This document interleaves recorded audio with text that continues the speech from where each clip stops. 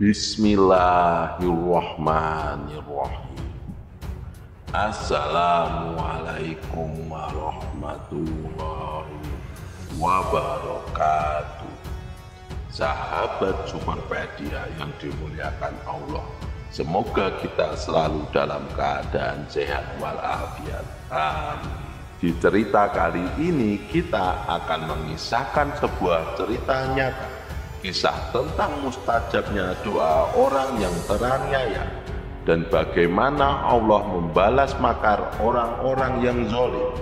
Cerita ini diangkat oleh Imam Az-Zahabi yang tinggal di wilayah Damaskus, Suriah, tentang seorang pejabat kerajaan dan seorang nelayan.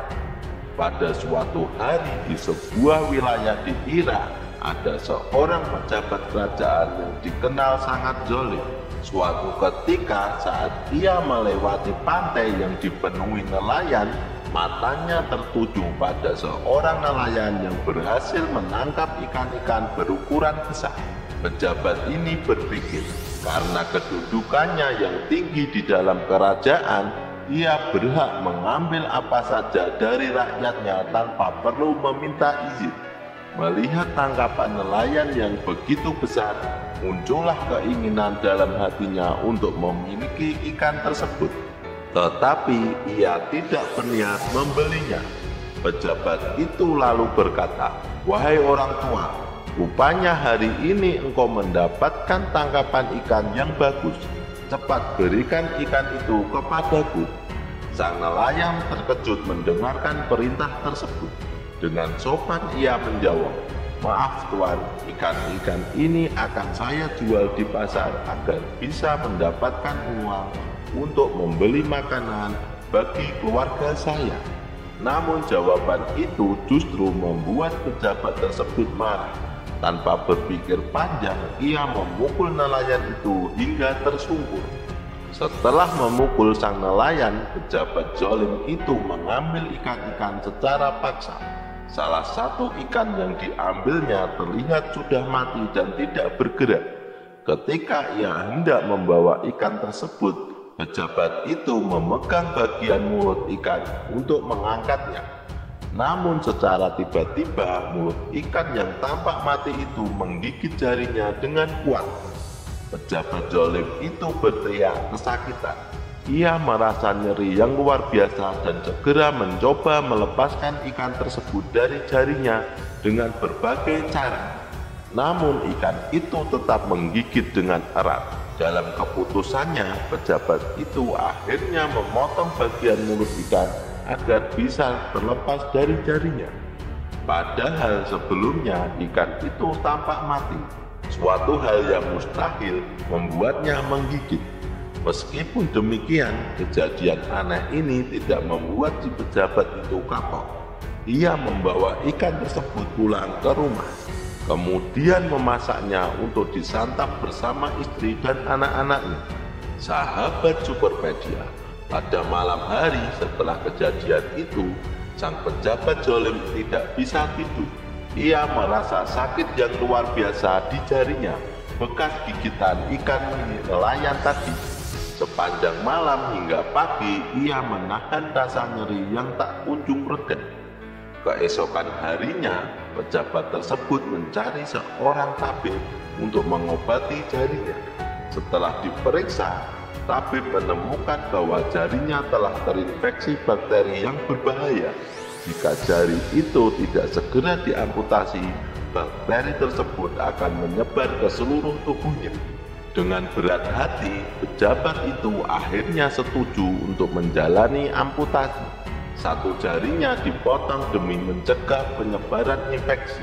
Setelah diamputasi, ia merasa sedikit lega dan rasa sakit pun berkurang. Namun ketika malam tiba, rasa sakit kembali menyerang. Kali ini bahkan lebih parah.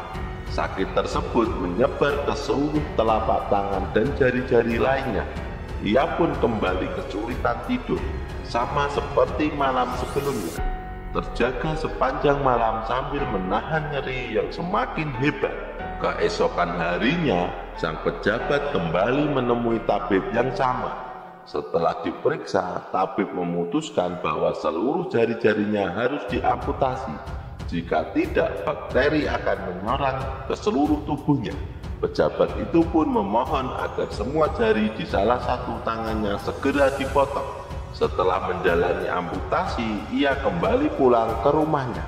Namun, malam tak dapat dihindari. Pada malam hari, rasa sakit yang dialaminya justru semakin parah. Kali ini nyeri menjalar hingga pergelangan tangannya. Ia kembali tidak bisa tidur, sama seperti malam-malam sebelumnya. Keesokan harinya, pejabat tersebut kembali menemui tabib. Kali ini diputuskan bahwa tangannya harus diamputasi hingga sebatas pergelangan. Setelah diamputasi, ia berharap rasa sakit itu akan hilang, dan ia pun pulang ke rumah dengan harapan yang sama. Namun Allah memiliki rencana lain. Malam itu sakit di tangannya semakin tak tertahankan. Kali ini menjalar ke seluruh lengannya. Keesokan harinya, pejabat itu kembali menemui tabib dan diputuskan bahwa tangannya harus dipotong hingga sebatas pundak. Akhirnya pejabat zalim tersebut hanya memiliki satu tangan, dan ia pun harus menerima kenyataan bahwa ia akan hidup dengan cacat seumur hidupnya, bukannya sembuh. Malam itu pejabat zalim tersebut malah merasakan sakit di sekujur tubuhnya. Ia tidak bisa duduk, tidak bisa berbaring, semuanya terasa salah. Rasa takut pun menyergapnya, takut jika bagian tubuhnya yang lain harus dipotong. Keesokan harinya, pejabat itu memutuskan untuk menemui seorang alim ulama yang tinggal di kota tersebut. Ia menceritakan tentang penyakit yang dideritanya, bagaimana awalnya hanya jari tangannya yang sakit, namun kini tangannya sudah diamputasi, dan rasa sakit justru semakin menjalar ke seluruh tubuh. Sang ulama kemudian bertanya, apa yang menjadi penyebab awal dari penyakitmu ini?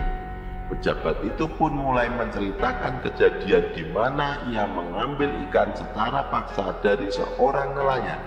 Setelah mendengarkan cerita tersebut, pejabat itu bertanya kepada sang ulama, apa jalan keluar dari masalah ini? Sang alim ulama menjawab, pergilah ke nelayan tersebut, carilah dia, minta maaf dan mintalah kehalalan dari ikan yang engkau rampas. Pejabat zalim itu pun mengikuti saran tersebut.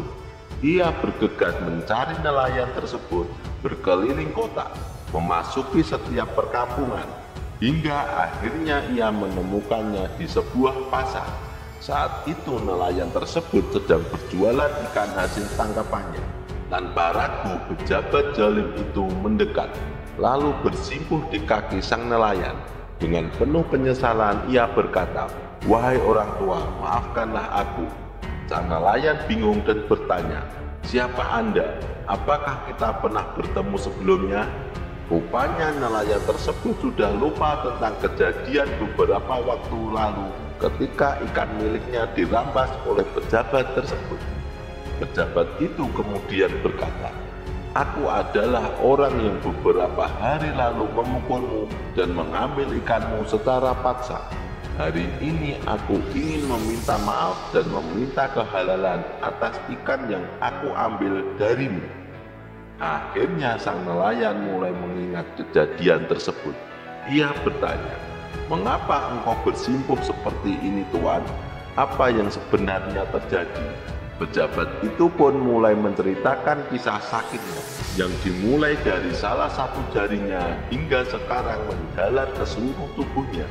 Ia menjelaskan bahwa semua rasa sakit itu bermula sejak ia mengambil ikan dari nelayan tersebut secara paksa. Mendengarkan kisah itu, hati sang nelayan tersentuh. Ia merasa iba melihat kondisi pejabat itu dan berkata, baik Tuan, aku telah memaafkanmu dan menghalalkan ikan yang kau ambil waktu itu. Ketika pejabat zalim itu mengucap terima kasih dan meminta maaf dengan tulus, saat itu juga rasa sakit di sekujur tubuhnya hilang seketika. Sahabat Superpedia, Seandainya saat pertama kali ia merasakan sakit di jarinya, ia langsung menemui sang nelayan dan meminta maaf, tentu saja lengannya tidak akan diamputasi. Sahabat yang dimuliakan Allah, setelah pejabat zalim itu dimaafkan oleh sang nelayan, ia bertanya, "Wahai orang tua, apakah engkau sempat mendoakan keburukan untukku saat aku mengambil ikanmu secara paksa?"